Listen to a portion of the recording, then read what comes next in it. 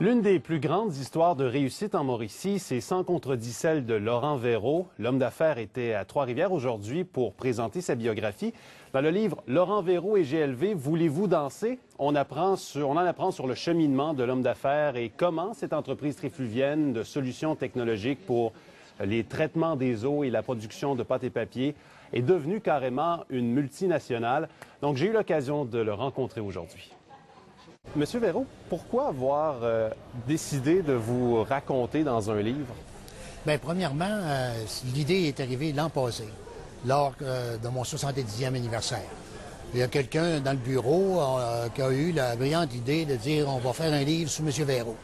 Moi, j'ai complètement refusé de faire un livre sur Laurent Vayreau, mais je dis on va faire un livre sur Lapeyriere et Vayreau ou sur GLV.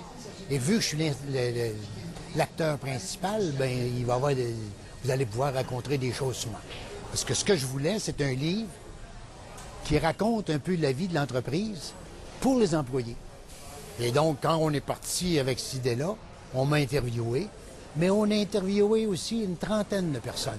J'ai appris quelque chose dans le livre, de voir que moi, je croyais que telle aventure on avait eue, je la voyais d'une façon, mais Pitou Tremblay qui est là, lui, la voyait d'une autre angle, d'une autre façon. Donc, vous en avez appris sur votre propre... Ben oui, je n'ai appris comment les gens voyaient telle acquisition, par exemple. Mais justement, on vous décrit comme quelqu'un de très impliqué au sein des entreprises auxquelles vous avez participé. Est-ce que c'est ça le secret, l'implication personnelle?